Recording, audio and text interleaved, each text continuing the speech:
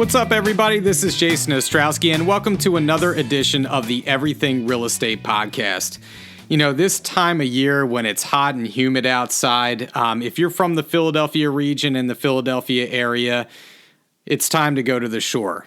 And from our perspective, you know, people from outside the area don't understand the sentimental factor that plays into our part. Growing up, it seems like most of us, if not nearly all of us, grew up going to our favorite shore point, being able to walk the boardwalk, to ride the rides, to be on the beach every day. You know, you're in a sweatshirt at night when it's cool, and then you're on the beach when it's hot every day.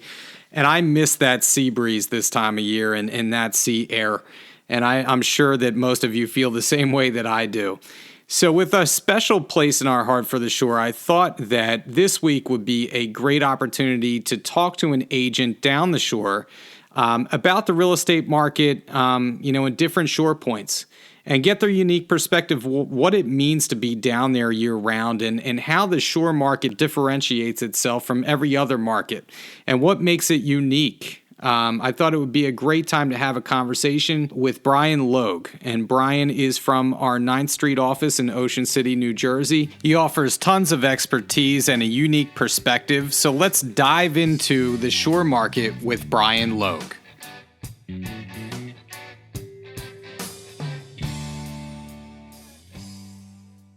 Brian, how are you today? Doing great. How about yourself? I'm good. So, usually I start off with a softball question for everybody, but I'm going to go to the hardest hitting question that's on everybody's mind right now for agents down the shore. And it's, how do you truly feel about shoobies? That's a great question. I'm one of them, or I'm a former. The rule is I grew up in Havertown. I've been down here full time 15 years. And you're never a local unless you grew up here, unless you were born here. But I feel like after 15 years, I've lost my shoobie status, but I'll still never be a local. So I have nephews and nieces who grew up on the island. They're locals, but even my family isn't besides that. So how do we feel about shoobies? It's like people drive across the bridge, and sometimes I think they forget some of their common sense. And it's also the time they ride a bicycle for the first time once a year. So that's always entertaining. But, we're also keenly aware, most of us, that they are our lifeblood, and we couldn't do what we do and live where we live if it weren't for them. Yeah. I forgot that, you were in the PA suburbs for a while. So I guess you'd be considered, like in Harry Potter, they call that a muggle, where you kind of half and half. So. Sure. So I always wonder, the first thing that I always wonder when I go down the shore is that, if we rent a place from someone like yourself, or, we're staying down there, how do the locals actually feel? Because my family, actually, half of my family was in Avalon, and they were on 41st Street. And the kids, my brothers grew up down there, and it was a totally different experience for them than it obviously is for me. My family never went to the beach. They lived at the beach. They never went to the beach. And so I was just like, how can you live down here and not do that? But I don't know if that's a common thing for people that actually live down that way. Kind of is. I mean, it's kind of counterintuitive when it comes to year-round living at the shore, but usually living further from the beach is better because you're away from the mayhem and the fray in season. But when you can go any day of the year, the drive that we have to go every day or every other day in season isn't really there. Yeah. And for some of us, I'm a lifelong boater and fisherman. So that's, if I have a choice between the boat and the beach, the boat usually wins. I hear you. So how is the market right now? It's been, much like we hear from all the markets in the region, it's been crazy. Good crazy for the most part, but it's same thing you're hearing everywhere else. We're getting, multiple offer situations on almost all properties that are going under contract. We're dealing with, even occasionally an escalation clause, highest and best. And it's been driven by inventory. We've had an inventory challenge down here, again, like most places, for quite a while. I do a lot of update videos to my clients, and all through the fall and last summer, I was saying, hey, we're at 550 active listings. It's really, really low. It's kind of driving things in a direction. And right now, as of this morning, we're 320 active listings. Yeah. Normal for our MLS in Ocean City specific is between 800 and 900. And, if you go back to 2010, 2012, it was probably closer to 1,200 active listings. Yeah, it's insanely low. I mean, up here, we're about 1 month supply of inventory right now, which is just, I never thought I would see the day where it's actually that low, and the interest rates being what they are, you would think more people would want to jump into the game selling, but it's just crazy. So yeah, it's always something that I wonder about at the shore because it's such a specific and niche market. Obviously, you have a lot of people coming from different places to buy property down there, and I always wonder is there that turnover down there? We do get a fair amount of turnover. I mean, at one point, I don't know how accurate this is anymore, but the stat was in Ocean City that the average property changed hands every 3.7 years. That was a stat that was accurate at one point. But of course, when it's a second home or an investment property, nobody has to sell. They're not selling because of a life event. They're not selling because, another kid's on the way or they're getting transferred for their job. It's a second home. So as a result, usually, like if you look at our median days on market, it usually sits relatively high compared to what most people think of an active market. And that's because you've got people out there with a number on their house says, hey, if somebody's willing to pay me X, I'll move. Otherwise, I'll use it. Yeah. It's making me money or I'm enjoying it. And, right now our median days on market's like less than 30, which never happens down here. So that's crazy. Yeah, that is pretty crazy. I felt, speaking of crazy, I felt like, earlier this season, you actually helped me find a rental down there, short notice. And I felt like we were going COVID crazy, right? We had to vacate the house. We had to get into another space for a little while. Even if it was for a couple of days, we just needed to get away. Do you find the majority of people that are running this season feel that way? Because coming out of COVID, like we didn't know how the rental market down there would be affected by COVID. So how do you feel like it's been seasonally? Does it feel normal? Does it feel, busier? Does it feel less busy from the rental perspective or in general? From the rental perspective.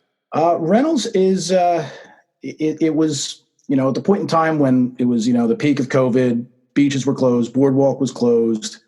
There were crazy rumors that the locals would slash your tires, which none of that was true. At that point in time, things took a big dip on the rental side as expected. But as we started getting guidance on what the summer was going to be and they opened the beaches, then it kind of opened the floodgates. So we went through a period of just a myriad of questions and concerns from tenants and questions we didn't have answers to in the beginning, to a lot of cancellations. Which actually was a nice thing. A ton of those cancellations, the same people rebooked for the same week in 2021. Mm-hmm. So we have more weeks booked for 2021 right now than we ever have a year in advance. But then once they opened the beaches, things turned back on pretty hard. So the stat we had was that in June and July, we were up 74% over last year for number of leases being written and 112% in the volume.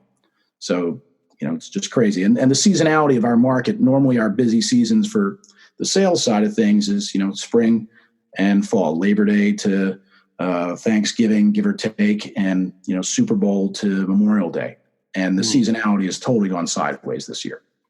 Yeah, I was going to talk to you about seasonality. So one thing I always wondered when you're an agent down the shore, like we all have seasons, right? Around the holiday season, usually things slow down a little bit, but for the shore, it's a unique thing, right? Everybody kind of vacates that's not local down there.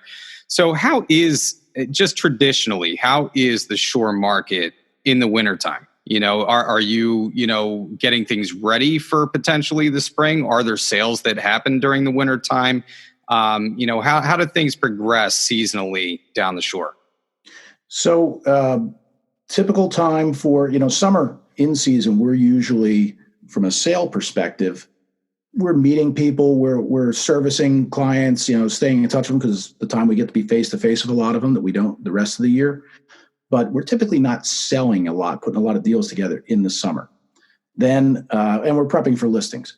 A lot of people, they don't want to list their house in the middle of the season because they're using it. Either there's tenants in there and we can only show it Saturday between 10 and 2, which has its whole separate realm of challenges, or we are, they just want to enjoy it. So around this time, mid-August is when we're lining up our inventory for the fall. and things usually hit the market between Labor Day and say October 1st. And then over a period of, September through November is when the large portion of the sales happens. You might have closings in December, but nobody's really looking in December. Mm-hmm. And then, but without a doubt, the winter, fall and spring, winter are our busy season for sales. And, the year the Eagles were in the Super Bowl, and I'm a season ticket holder, so I'm on board with that. Mm-hmm. There was a delay in the start to the season that year, but normally it's almost, you can revolve it around weather, of course, because if you guys get snow and we don't, you still don't come house shopping. Mm-hmm.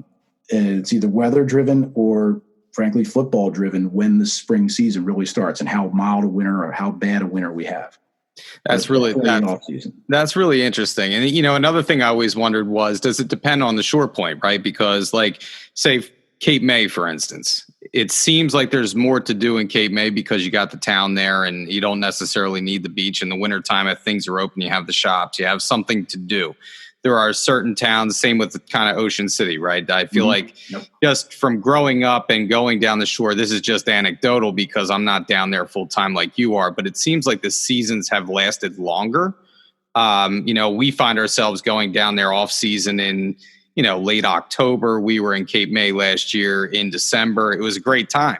And growing up, I never would have thought about heading down there toward, in the wintertime, but I feel like more people are doing that. Do you see that nowadays? We do. That's a big part of it. And actually, in Ocean City specific, that's a huge focus of the administration, the mayor, the city, the Chamber of Commerce, is all these shoulder season events we create that drive people to be here, whether it be here as second homeowners or to be here as tenants even. We have properties that rent, straight through till November. We normally have, of course, it's all canceled this year, but we have, the spring and fall block parties, Corvette shows, the MS-150 bike tour. This is the stop they do. We have crazy events like the Doodah Parade, where we march 1,000 Basset Hounds down Asbury Avenue, things like that draw people into town in the off season. So it makes Ocean City a more year-round town. And actually, many people don't realize this. Ocean City is the largest year-round population of any municipality in the county, in Cape May County. We're about anywhere between 11 and 13,000, depending on who you ask, year round. Mm-hmm. And then Cape May is number 2, I believe. Mm-hmm. I never knew that, but it makes sense, because I've been down there off season, and there's still plenty of people down there. So yeah, we keep everything open too. I mean, there's a period from like January 1st to February where some of the restaurants close because they go to Florida, but for the most part, everything's here still year round. So, along those lines, so one of the things that I always wondered, what makes a property at the shore valuable besides its proximity to water, right? Is it, you have some low-lying areas, you have, higher points on the island. What constitutes value outside of, being its proximity to the beach or the bay? Sure. The beach proximity is most important for rentals. If you are looking for investment income, it becomes very much about beach proximity. But for sheer value, of course, the bayfront is a great thing too. But for those who are not spending 7 figures on the property they're buying, both of those are kind of out. So you got to go to the interior properties. And then it becomes a combination of, they want a single family or they want a condo. Ocean City, as you know, is full of 2-unit condos, which are very unique to Ocean City. But that is a huge part of our market.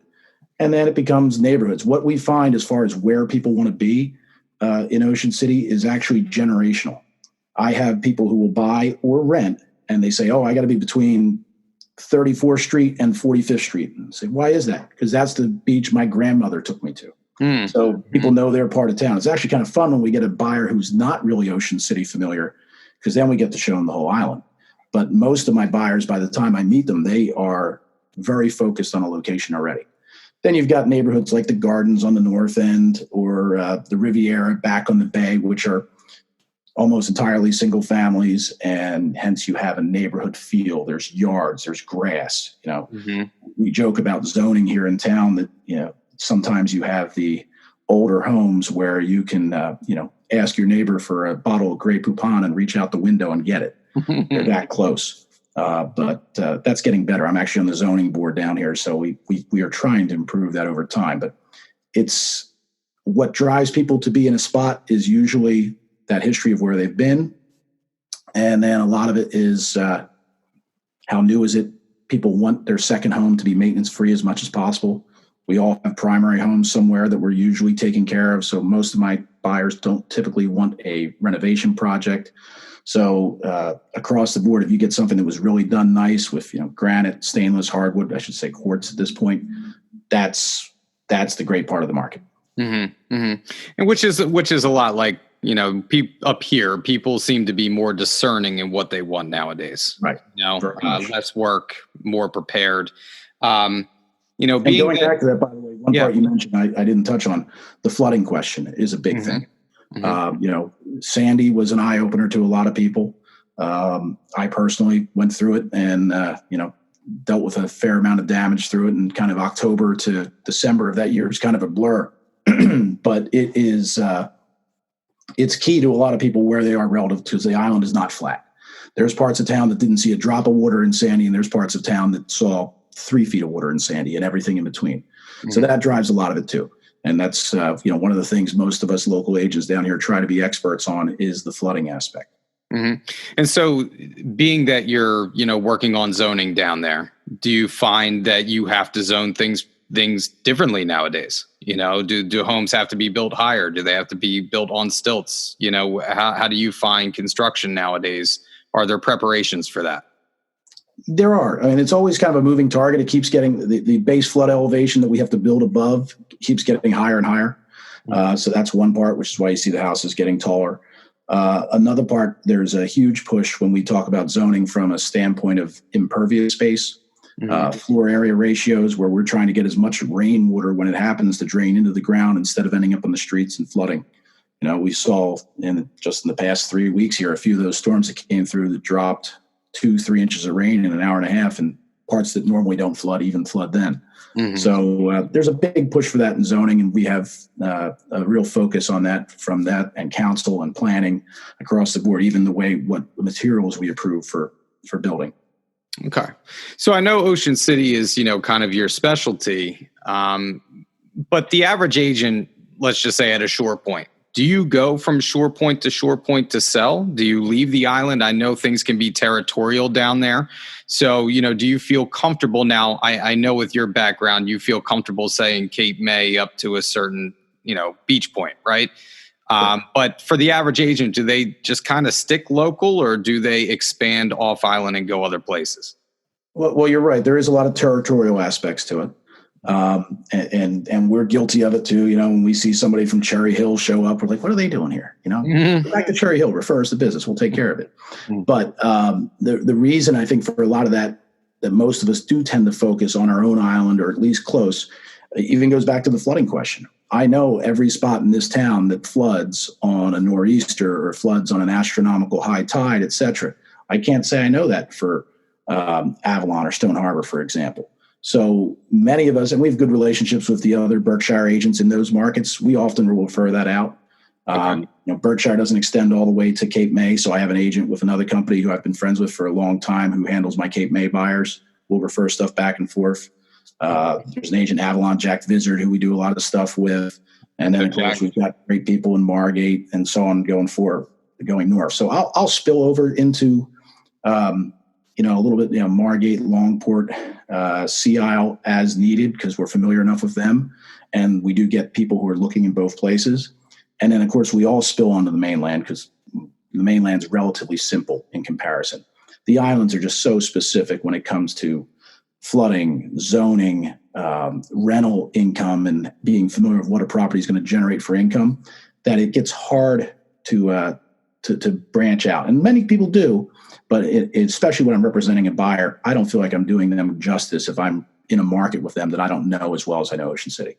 Yeah, that I do the same exact thing with Philadelphia, right? I might dip my toe into parts of Philadelphia. I might go to Manayunk, Roxborough, Westmount Airy, Chestnut Hill, but I don't go into Center City or different parts of the city, because block by block, I just can't service my client and let them know exactly what's going on block by block. I'm not that expert in that field. So it kind of sounds like a similar thing down at the shore points. But you did raise an interesting point that I never really thought about is that you guys do go, to the mainland to sell, right? You go inland to sell. So how often or what percentage of, your business do you sell, inland and not at the beach points? And inland for us is very close. I mean, we're talking, 5 miles inland. Yeah, sure. Where it stops. But for me personally and our team, it's probably about less than 10%, but it varies year to year depending on what we've got. Because oftentimes the inland market is our feeder market for our year-round buyers. A lot of those people who live in, say, Summers Point or Upper Township or Marmora want to be in Ocean City, so that's where we're listing properties to get them onto the island. And at the same time, it's a market that just we're close enough that we have the know-how to do it, and frankly, the marketing skills that some of those inland agents might not. But the counterpoint to it, when it comes to the referral side of things, we have a number of agents who are New Jersey licensed, in the Camden County, Gloucester County area, who could represent people in Ocean City and sell here, and instead they choose to refer it out, even though they're perfectly capable, because they understand the nuances of the island. So same thing in reverse. We'll refer out when needed. Okay. So when it comes to doing sales at the shore, do you find the more experienced agents, I mean, this is probably true in any case, but there's a ton of rentals down there. So from a rental income standpoint or from just a general income standpoint for your business, do newer agents tend to drift towards doing the rentals as opposed to sales? And the sales are usually the more experienced agents down there. How do you what's your bread and butter down at the shore? Because there are so many rentals. Many agents do start with rentals because it's relatively instant income. And we all know if you're starting from scratch in the business, it can take a couple of years to hit your stride at least. So many do start with rentals. There's some who avoid rentals at all costs, and rentals can be an absolute nightmare, especially this year. We tend to take the attitude that, we manage a lot of rental properties for our clients because, that's part of what we're selling them is the income we're going to get them. But the handling the tenant side, we have agents who are just strictly rental agents who have 20 years in the business, who are excellent at it and may handle 1,000 leases in a season, which is insane. And there's others who start out on rentals and then kind of drift more towards sales. So it's a mixture. For us, our bread and butter is sales. I mean, we do a lot of business on the sales side, and we handle a bunch of rentals too. But it's not, rentals aren't going to make or break our year. Okay. So last couple of questions, I wanted to switch it up and actually ask you some important questions about the shore. Sure. So the first thing would be, what's better in your mind? Is it the Wonderland Pier in Ocean City or Maury's Pier in Wildwood? That's easy. That's really easy. Wonderland, no question about it. Ocean City is America's greatest family resort. We trademarked that, and we're a little different animal than Wildwood. A little different animal. I hear you. So you actually gave us some recommendations for restaurants for takeout while we were down there. So what's your go-to place down there for breakfast is what I always want. Because there's a lot of good places for breakfast in Ocean City. So what's your favorite out of the bunch? My favorite personally, and I can speak for the rest of our team, John and Patty's.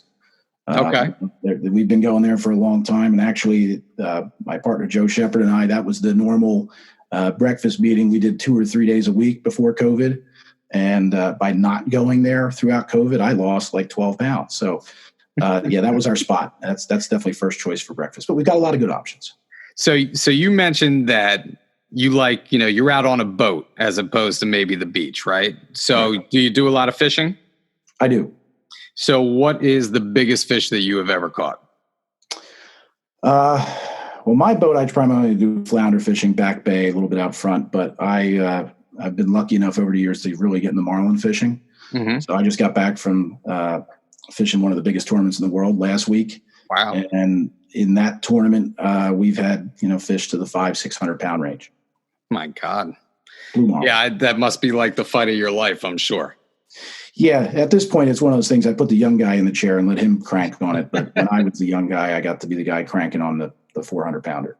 All right. So last question along those lines. Since you've worked actually as a yacht broker in the past for 10 years, you must therefore like Yacht Rock. Is that fair to say? That's a great question. Yacht Rock, it's not in my favorites on Sirius. It does rotate through on a favorite song occasionally, but it's not in my favorites. I was born in the 70s, not in my prime in the 70s, so most of it is a little bit old for my taste, but every once in a while. All right, well, like Kenny Chesney, No Shoes Radio, if I'm going to be honest. Oh, okay. See, I was going to assume that you love Yacht Rock, and I was going to ask you, who's your go-to yacht rocker? So is it Michael McDonald or Kenny Loggins? Oh, definitely Kenny Loggins. Really? Definitely. I'm a big Caddyshack fan. What can I say?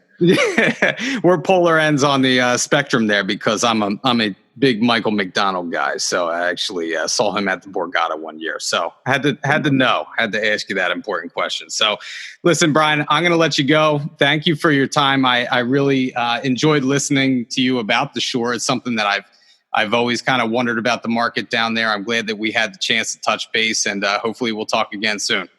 Awesome. Thanks for the time. Thanks, Brian. Take care. It was a lot of fun talking to Brian this week and having a conversation with him about the Shore. But, from a takeaway perspective, it's interesting because it's what he's talking about is universal. You can tell by talking to Brian, he's heavily involved in the community in Ocean City. He's on the local zoning board. He knows the island inside and out. And so he is that local market expert down there. And that's what we should all strive to be. It's no coincidence that Brian and the Sheppard team are Chairman Circle Diamond, and it shows. And just on a personal note, Brian helped me and my wife find a rental this year, last minute for the week, and he did an awesome job on our behalf because he knew the island. He knew the specific areas that we were looking for. We told him what we wanted, and he was an expert in communicating back to us. He sent us video emails that basically would tell us the reasoning behind why he chose the places that he chose, and we picked and selected the right one. And we were extremely happy for the week, and that's all thanks to Brian and being the local market expert where he is. So if there's one thing I can say for the interview is the takeaway is be that expert in your community. Find creative ways to communicate with your clients and share that expertise with them. And last but not least, I'm not going to hold it against Brian that he's not a big fan of Yacht Rock. Hey, to each his own, but we all know that Michael McDonald is the best. That's it for this week. Join us in a couple weeks when we'll have a new guest. And if you want any topics covered, please email me, jason.ostrowski@foxroach.com. We'll see you next time on the Everything Real Estate Podcast.